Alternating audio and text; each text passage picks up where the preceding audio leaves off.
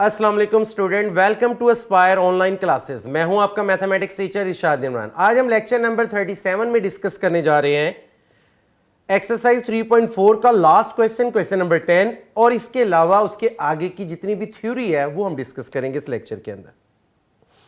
Question number 10 क्या है? Find the rank of the following matrix. आप लोगों ने किसी भी मैट्रिक्स का रैंक कैलकुलेट करना है। अब रैंक कैलकुलेट करने का तरीकाकार क्या है कि एक जो मैट्रिक्स है इसका अगर रैंक निकालना है तो आप इसको रिड्यूस करेंगे, reduce to reduce echelon form में, यानी आप उसके डायगोनल के नीचे और डायगोनल के ऊपर वाली वैल्यूज को जीरो करेंगे और एट द एंड जितने नंबर ऑफ नॉन जीरो रोज बच जाते हैं उस मैट्रिक्स का उतना रैंक होगा। जितने नंबर ऑफ नॉन जीरो रोज होंगे उतना ही उस मैट्रिक्स का क्या होगा? रैंक कहलाएगा। तो स्टूडेंट चलते हैं इसके फर्स्ट पार्ट पे। आप लोग को नजर आ रहा होगा ये एक मैट्रिक्स दिया हुआ है 3/4 का। मैंने कंसीडर कर लिया इसके सॉल्यूशन में बाय। अब मैंने आप लोग को पहले ही बताया था कि क्या करना है कि फर्स्ट एलिमेंट इधर 1, इसके नीचे वाली दोनों वैल्यू को जीरो करना है क्योंकि reduce to reduce echelon form में कन्वर्ट होना है। तो आपने क्या करना है, इस 2 को जीरो करने के लिए सेकेंड रो है R2 और ये कौन सी रो है? R3। आपने इन दोनों को जीरो बनाना है तो 2 में से 2 लेफ्ट करें तभी जीरो बनेगा। तो मैंने लिखा है बाय R2 - 2R1 और इसको थर्ड रो को जीरो करना है तो मैंने क्या लिखा है? R3 - 3R1। यानी कि अगर आप लोगों ने 2 को जीरो करना है तो R2 - 2R1 वाला ऑपरेशन यूज करोगे और 3 को जीरो करने के लिए आप R3 - 3R1 वाला ऑपरेशन यूज करोगे। तो स्टूडेंट आप देख सकते हैं इसका नेक्स्ट स्टेप क्या लिखा है। इस पर रो ऑपरेशन अप्लाई किया है तो मैंने देखे 1 - 1 2 एंड 1 एज इट इज रहेगा। मैंने इसको जीरो करने के लिए ऑपरेशन यूज किया R2 - 2R1। 2 में से 2 लेफ्ट करें 0, -6 में अगर प्लस कर दें 2 क्योंकि ये माइनस माइनस प्लस 2 हो जाता है तो बाकी क्या बचेगा? माइनस का 4। 5 में से अगर हम 4 निकाल दें तो 1 और 1 में से अगर आप माइनस करें 2 तो क्या बचता है? -1। सेम इस पे मैंने ये वाला थर्ड रो पे ये ऑपरेशन अप्लाई किया है R3 - 3R1, यानी जो चीज पहले लिखी जाएगी चेंज उसमें आएगा। R3 - 3R1, 3 में से 3 लेफ्ट करें 0, 5 में अगर आप ऐड कर दें 3 तो 8 और 4 में माइनस करें 6 तो -2 और -3 और -3 किसके बराबर होता है? -6। स्टूडेंट नेक्स्ट स्टेप में आप क्या करेंगे? आपकी ये वाली वैल्यू क्या होनी चाहिए? 1 होनी चाहिए क्योंकि ये 1 होगी तो हम इसके नीचे वाली वैल्यू को क्या करेंगे?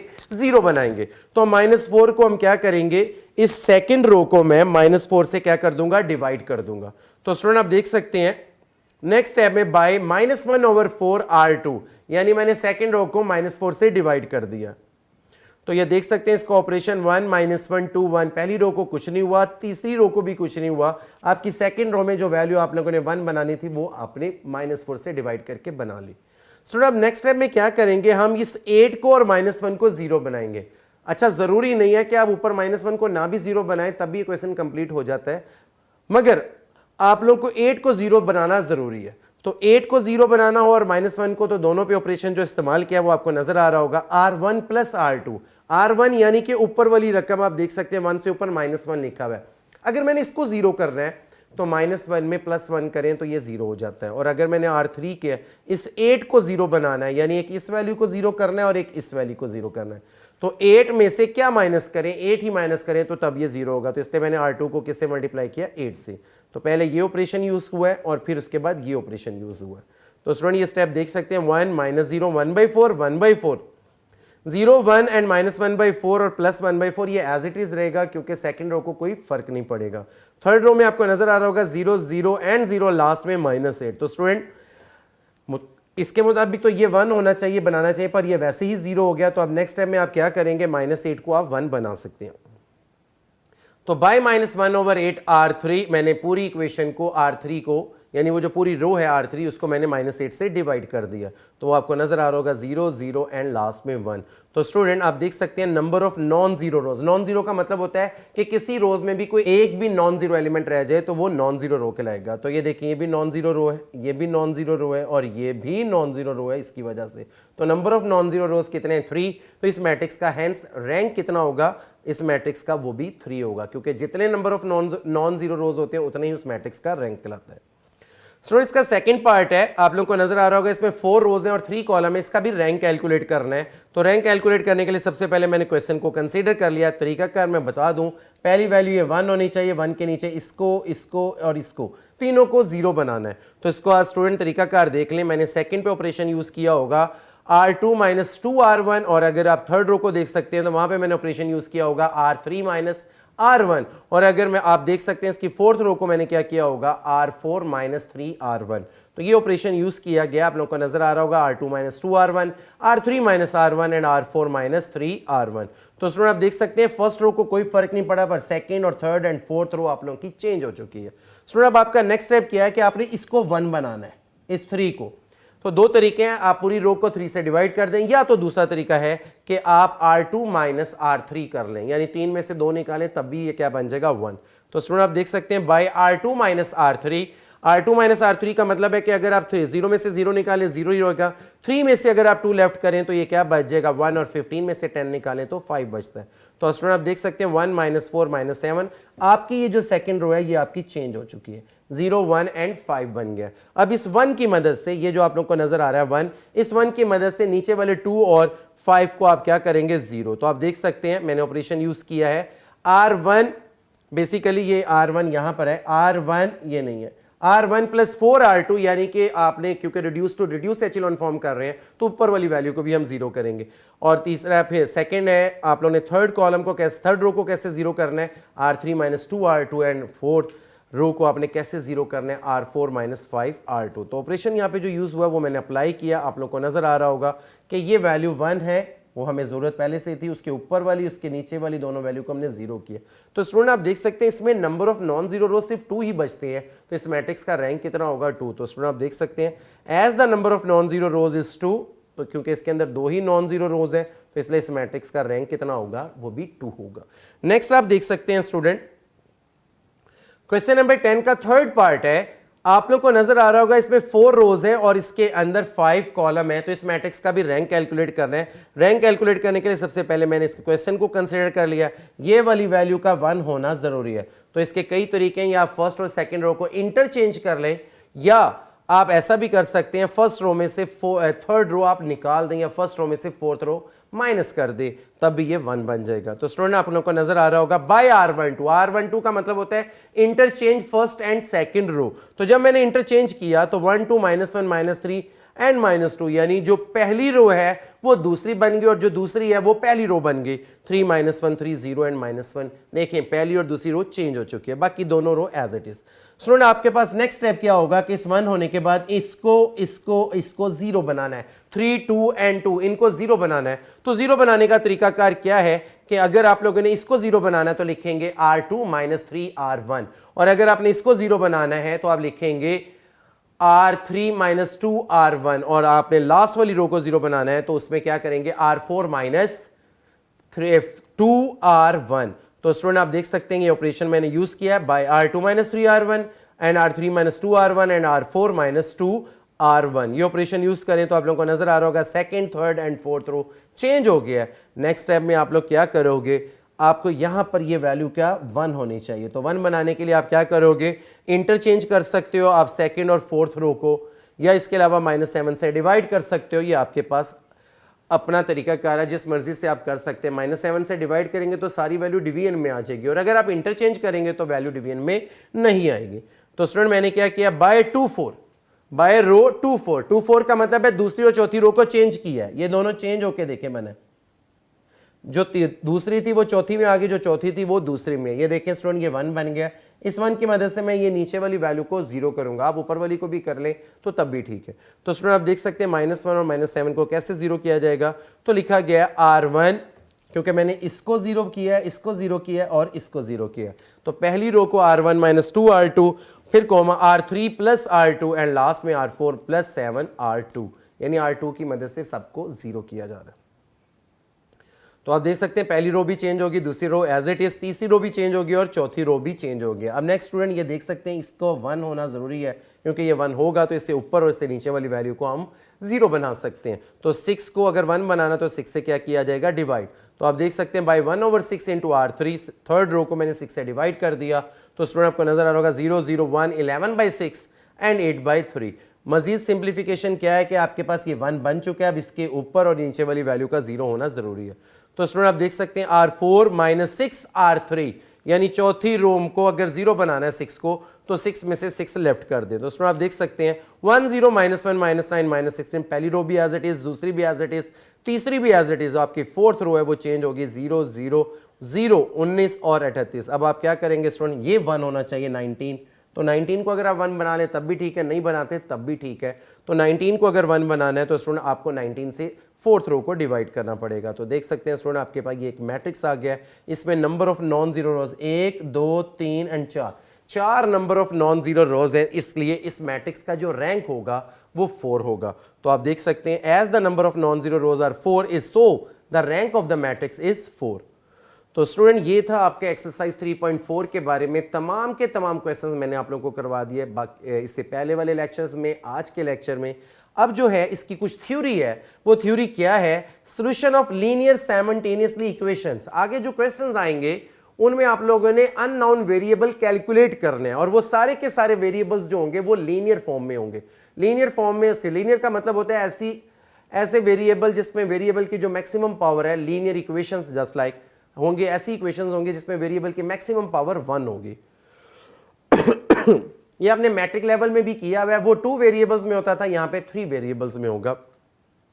तो आप देख सकते हैं solution of linear simultaneously equations क्या है। Let 3 simultaneous linear equation in 3 unknown are a11x1 plus a12x2 plus a13x3 is equal to b1।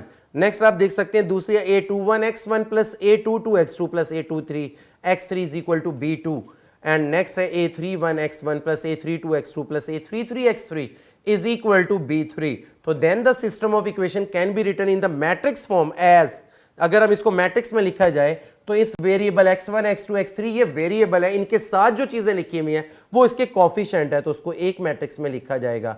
x1 x2 x3 को एक अनदर वेरिएबल में, जो वेरिएबल्स हैं उनको एक अलग मैट्रिक्स में लिखा जाएगा इक्वल, और ये जो कांस्टेंट वैल्यूज हैं जो बी मैट्रिक्स के कोफिशिएंट होते हैं उनको अलग एक मैट्रिक्स में लिखा जाएगा। या हम इसको यूं भी पढ़ सकते हैं ax is equal to B, क्योंकि जो पहला मैट्रिक्स है वो a को जाहिर कर रहा है, जो दूसरा है वो x को, और जो तीसरा है वो b को जाहिर कर रहा है।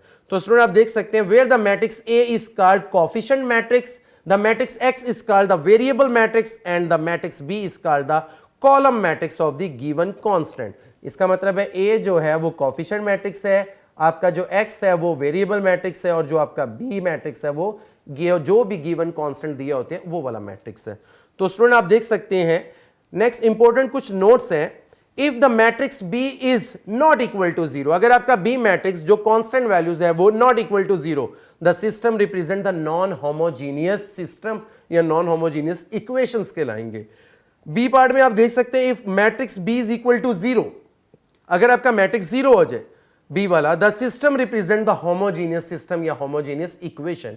तो स्टूडेंट्स ये दो इंपॉर्टेंट नोट्स थे। नेक्स्ट है augmented matrix. Augmented matrix basically क्या है, if the matrix is the coefficient matrix then the matrix A dot B, यानी इस तरीके से लिखा जाए या हम इसको ABB रिप्रेजेंट करते हैं, is called the augmented matrix of the given system of equation such that, यानी मैं ये कह सकता हूं कि ऐसा मैट्रिक्स जिसमें जो A के कोफिशिएंट्स होते हैं वो एक साइड पर, और उसके बाद डॉटेड लगा के B के मैट्रिक्स के जो कोफिशिएंट लिखे जाते हैं जो कांस्टेंट वैल्यूज होते हैं, तो ऐसे मैट्रिक्स को हम क्या कहते हैं, ऑगमेंटेड मैट्रिक्स।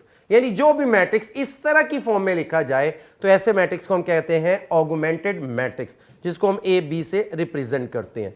तो स्टूडेंट्स आप देख सकते हैं कंसिस्टेंट सिस्टम या कंसिस्टेंट इक्वेशंस क्या होती हैं। A system of linear equation is said to be a consistent if the system has a unique solution or it has infinitely many solution। यानी ऐसे solution, ऐसा system of linear equation जब consistent कब होता है, जब भी कि solutions आप लोग के unique हों और या infinitely many solutions हो। दो कंडीशन हो, या वो unique solution रखता हो या infinitely many solution रखता हो। if the system has the unique solution, unique solution का मतलब है जो एक ही solution, और इट हैज रखता हो मैनी सोल्यूशन, वो भी इनफाइनाइटली, तो ऐसे इक्वेशन को हम क्या कहते हैं, ऐसे सोल्यूशन को हम क्या कहते हैं, कंसिस्टेंट सिस्टम। इनकंसिस्टेंट सिस्टम क्या है, a system of linear equation is said to be inconsistent if the system has no solution. यानी अगर किसी भी हम लीनियर इक्वेशंस को सॉल्व करें और उसका कोई भी सोल्यूशन ही ना हो, तो ऐसे सोल्यूशन को हम क्या कहते हैं, इनकंसिस्टेंट सोल्यूशन या इनकंसिस्टेंट सिस्टम। जो कंसिस्टेंट हैं उसके अंदर या तो यूनिक सोल्यूशन होते हैं या वो इनफिनाइटली मेनी सोल्यूशन रखते हैं, पर जो इनकंसिस्टेंट है इसके अंदर नो सॉल्यूशंस होते हैं, कोई भी सॉल्यूशन इसके अंदर मौजूद नहीं होता। A solution of the system of non homogeneous equation, वो तो क्या है, let A be a non singular matrix. Non singular का मतलब ऐसा मैट्रिक्स जिसका डिटरमिनेंट नॉट इक्वल टू 0 हो, then x is equal to a inverse b is the unique solution of the matrix equation ax is equal to b, यानी कि वो inverse method से उसकी वैल्यू कैलकुलेट की जाती है। To determine the nature of this solution if the given system of equation the following cases arise, यानी मैं ये कह रहा हूं कि determine the nature of this solution, solution की नेचर को देखना हो, यानी जो आप लोग का सॉल्यूशन कैलकुलेट करते हैं, जो आप लोग के आंसर आते हैं उसकी नेचर को चेक करना हो तो उसके डिफरेंट केसेस हैं। आप देख सकते हैं केस नंबर 1 है, इफ ए का determinant is not equal to 0 the system is consistent and has a unique solution. वो ये कह रहा है अगर ए का डिटरमिनेंट नॉट इक्वल टू 0 हो तो याद रखिएगा ये कंडीशन, तो सिस्टम इज कंसिस्टेंट यानी कि यूनिक सॉल्यूशन रखता होगा। और उसकी पहचान एक और भी है कि उस मैट्रिक्स का रैंक और उसके आर्गुमेंट मैट्रिक्स का रैंक और उसके नंबर ऑफ वेरिएबल जैसे x y z है या x1 x2 x3 वेरिएबल्स होते हैं, तो नंबर तादाद वेरिएबल्स की rank of A B and rank of A. तो ये स्टूडेंट अच्छे तरीके से इसे अंडरलाइन यानी याद रखिएगा, क्योंकि ये एंटी टेस्ट के पॉइंट ऑफ व्यू से बहुत इंपॉर्टेंट है कि जब रैंक ऑफ ए बी कौन है, ऑगुमेंटेड मैट्रिक्स का रैंक, और रैंक ऑफ ए यानी ए मैट्रिक्स का रैंक और नंबर ऑफ वेरिएबल्स अगर इक्वल हो तो ऐसे मैट्रिक्स को हम क्या कह सकते हैं कि वो कंसिस्टेंट यानी हैज अ यूनिक सॉल्यूशन रखते हैं। सेकंड केस में आप देख सकते हैं इफ ए का determinant is not equal to 0 then the system is consistent and has infinitely solution if rank। अब देखिए यहां पर चेंज है, वहां पे उसने लफ्ज क्या कहा, the system ऊपर केस नंबर 1 में, then the system is consistent, it has the unique के लिए क्या होता है कि तीनों चीजें बराबर हो, rank of A, rank of A B and number of variables. अब देखें इनफिनाइटली सॉल्यूशन कब होता है, जब रैंक ऑफ ए और रैंक ऑफ ए बी तो बराबर हो, पर किससे बराबर, लेस देन हो नंबर ऑफ वेरिएबल से, यानी नंबर ऑफ वेरिएबल ज्यादा हो और उन दोनों का रैंक कम हो, तो ऐसे मैट्रिक्स के जो सॉल्यूशन होते हैं वो इनफिनाइटली सॉल्यूशंस होते हैं। केस नंबर 3 है, इफ ए का determinant is equal to 0 and adjoint of A into B is not equal to 0 the system has no solution. वो ऊपर नॉट इक्वल था, ए का डिटरमिनेंट नॉट इक्वल था, यहां पे ए का डिटरमिनेंट 0 है, यानी डिटरमिनेंट 0 है तो वो क्या बन गया, सिंगुलर, और सिंगुलर का सॉल्यूशन एग्जिस्ट नहीं करता, तो पर वो क्या है, the system has no solution और the system of is inconsistent, rank of A is not equal to rank of A B. ठीक है स्टूडेंट, ये चीजें जो मैं अंडरलाइन कर रहा हूं ये बहुत इंपॉर्टेंट है। फोर्थ पार्ट यानी फोर्थ केसेस, इफ ए का determinant is equal to 0 and adjoint of A into B, adjoint of A और बी इनका product is equal to 0, if adjoint of a and b is equal to 0 the system has infinitely number of solution not unique solution, infinite number of solution हो गए, the system is consistent, तब भी system आपका क्या कहलाता है, consistent कहलाता है। ओके स्टूडेंट, ये 4 केसेस थे। नेक्स्ट आप देख सकते हैं non homogeneous linear equations. Now we will solve the system of non homogeneous linear equation with the help of following method.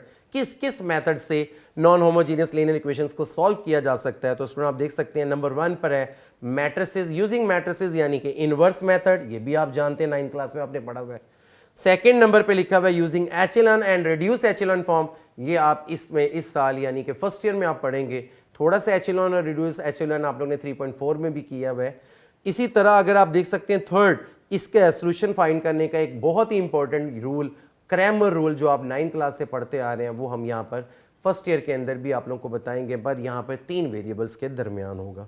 Student आप देख सकते हैं नेक्स्ट लिखा हुआ होमोजीनियस लीनियर, वो नॉन होमोजीनियस था, नॉन होमोजीनियस पे बी की वैल्यू है, और होमोजीनियस लीनियर इक्वेशंस के अंदर क्या होता है, let 3 simultaneously linear equation in 3 unknown are a11 x1 plus a12 x2 plus a13 x3 is equal to 0 and second equation दी हो गया, थर्ड इक्वेशन, ये तीनों की तीनों इक्वेशन आप देख सकते हैं।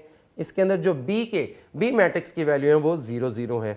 Then the system of the equation can be written in the matrix form as, देखिए मैंने इसको ए मैट्रिक्स को एक मैट्रिक्स में लिख लिया, ये एक्स मैट्रिक्स है और ये आप लोग का क्या आ गया, बी मैट्रिक्स जो 0 0, और हम इसे ये भी लिख सकते हैं X is equal to 0 here B is equal to 0, इसमें बी 0 है, तो इस लिहाज से हम कह सकते हैं कि ये मैट्रिक्स कौन सा था, होमोजीनियस इक्वेशन।